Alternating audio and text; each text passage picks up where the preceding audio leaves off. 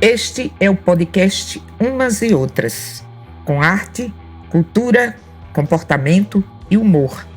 E eu sou Clotilde Tavares, falando sobre o que me der na telha.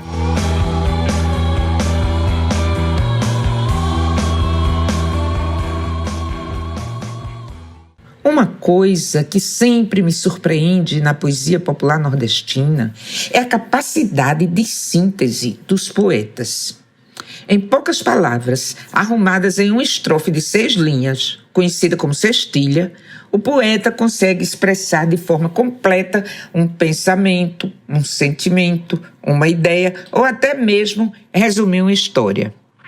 Veja, por exemplo, a primeira estrofe do folheto de cordel O Pavão Misterioso, da autoria de José Camelo Rezende.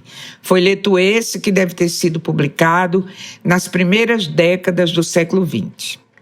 Ele diz: eu vou contar a história de um pavão misterioso que levantou voo da Grécia com um rapaz corajoso, raptando uma condessa, filha de um conde orgulhoso. Apenas com uma estrofe, o poeta situa a história, transmite o clima de aventura e perigo e introduz o conflito da trama que se estabelece entre o rapaz e o conde, em disputa pelo amor da condessa.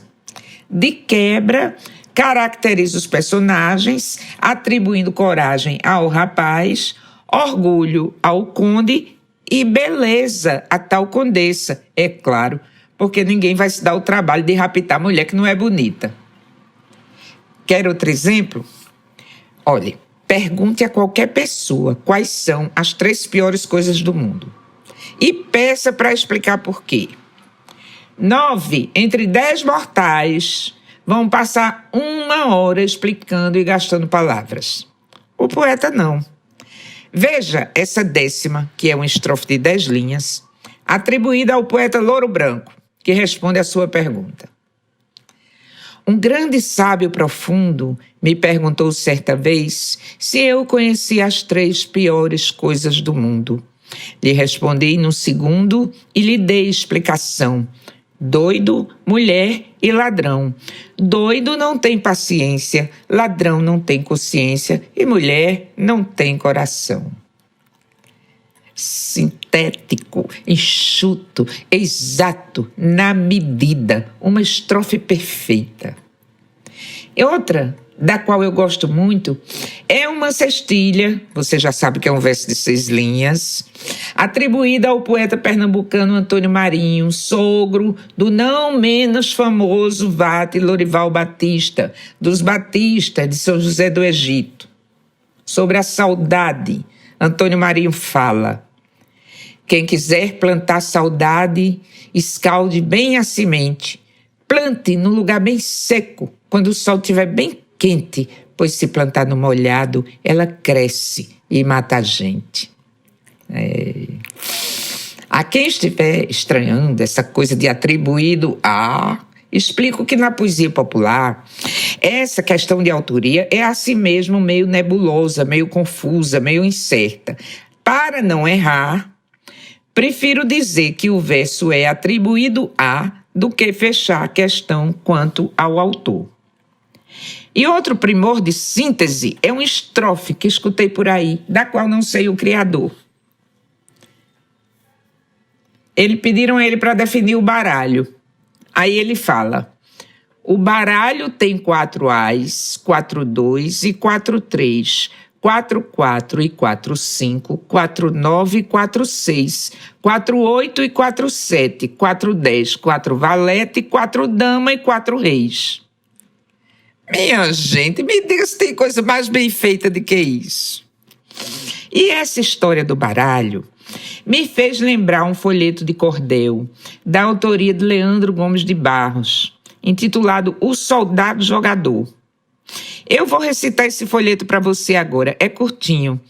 E é também uma história muito engraçada, cheia de coisas inteligentes, de soluções geniais, tão ao gosto da poesia popular nordestina. Então, vamos ao Soldado Jogador, de Leandro Gomes de Barros. Era um soldado francês que se chamava Ricard, jogador de profissão, e nunca foi numa parte que não trouxesse no bolso o resultado da arte. Os franceses, nesse tempo, tinham por obrigação, o militar ou civil, seguir a religião. O Papa deitava a lei, botava em circulação. Ricard, soldado velho, com 30 anos de tarimba, aonde ele achava jogo de lasquiné ou marimba, dizia logo, eu vou ver água na minha cacimba. Um dia faltou o soldo, pôs-se Ricard a pensar onde podia haver jogo que ele pudesse jogar. Era domingo e a missa não havia de tardar. Dinheiro não tinha um X, a crédito ele nem falava, pois o soldado francês, na taberna onde comprava, só pegava no objeto, porém, depois que pagava. Tocou a entrada da missa, veio o sargento chamá-lo. Ricard ainda pediu para ele dispensá-lo, porém o sargento disse, sou obrigado a mandá-lo. Ricard foi para a missa com grande constrangimento. Era obrigado a cumprir a lei do seu regimento, mas não podia afastar o jogo do pensamento. O soldado na igreja entrou e se ajoelhou. Trouxe do bolso da blusa um baralho que tirou e, endireitando as cartas, uma patota formou. Não viu que tinha atrás dele um sargento ajoelhado e ali observou tudo quanto foi passado e disse depois da missa, você está preso, soldado. Efetuando a prisão, seguindo no mesmo instante, foi com o soldado preso à casa do comandante, dizendo ter cometido um crime muito agravante. Pronto, senhor comandante, está aqui preso o soldado que foi ao templo ouvir missa. Lá estava ajoelhado, encamaçando um baralho que traz no bolso guardado. Perguntou-lhe o comandante, quem deu-te esta criação? Disse Ricard, senhor, se ouviste minha razão, eu lhe dizia o motivo que existe para tal ação. Que motivo tem você, sabendo que é proibido? Ignora que o jogo no exército é abolido? Disse o soldado, meu jogo muda muito de sentido. Muda de sentido como? Disse Ricard, eu direi. Pois explique como é, porque eu o ouvirei e depois da explicação o solto ou castigarei. Disse o soldado, primeiro é preciso confessar que ganho um soldo mesquinho e esse soldo não dá para eu comprar um livro para na missa rezar. Por isso compro um baralho e rezo nele constante. Acho que reza no baralho? Perguntou o comandante. Há de tudo na escritura velha, nova e assim por diante. Então disse o comandante, você vem errado a mim, disse o soldado, eu explico do princípio até o fim. Como é essa oração? Disse o soldado. É assim. Por exemplo, a carta Ais, que tem um ponto somente, faz recordar que existe um só Deus onipotente. Quando chamamos por ele, o encontramos presente. Quando eu pego nos dois, ali premedito eu que em 2 tábuas de pedra o Criador escreveu quando em sarças ardentes a Moisés apareceu. E quando eu pego nos 3, me recordo a divindade, por exemplo, as 3 pessoas da Santíssima Trindade que nós todos conhecemos, o Espírito, o Filho e o Padre. Os 4 me lembram as 4 Marias de Nazaré, que foram Maria Afra e Maria Salomé, Madalena e a Virgem Pura, esposa de São José. Os 5 me faz lembrar aquele dia de fel, as 5 chagas de Cristo feitas por mão tão cruel que matou crucificado o Filho do Deus de Israel. E quando eu pego em 6 de ouro, faço premeditação. 6 dias o Senhor gastou na obra da criação, formou tudo o que existe, sem em nada pôr a mão. Os 7 me lembram a hora negra, triste, amargurada, os 7 passos de Cristo em sua paixão sagrada, com 7 espadas de dores, a Mãe de Deus foi cravada. Nos 8 vejo as pessoas que no dilúvio escaparam. Noé, a mulher e 3 filhos e 3 noras se salvaram. O resto as águas cobriram, onde todos se afogaram. E quando eu pego nos 9, vejo na imaginação os 9 meses ditosos da divina encarnação que Jesus passou no ventre da Virgem da Conceição.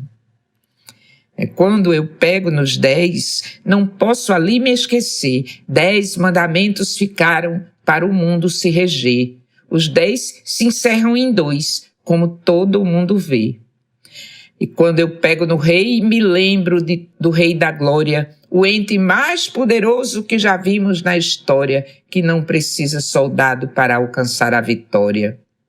E quando eu pego na Dama, me vem a lembrança daquela que em toda Jerusalém enriqueceu só com ela, aquela que deu à luz sem deixar de ser donzela. Eis aí, meu comandante, as razões do seu soldado. Não posso comprar um livro, meu soldo é muito mirrado, compro um baralho onde rezo, porque só custa um cruzado. E então disse o comandante, em todas as cartas falaste, te esqueceste do valete? Foi porque não te lembraste? Não é também uma carta? Por que não apresentaste? Disse o soldado, essa carta é uma carta ruim. Eu, quando compro um baralho, tiro ela e dou-lhe fim. Tem traços desse sargento que denunciou de mim. Disse o comandante a ele, Ricarte, tu és passado. Teus 20 anos de praça foi tempo bem empregado. Vou-te passar a sargento e dou-te o soldo dobrado.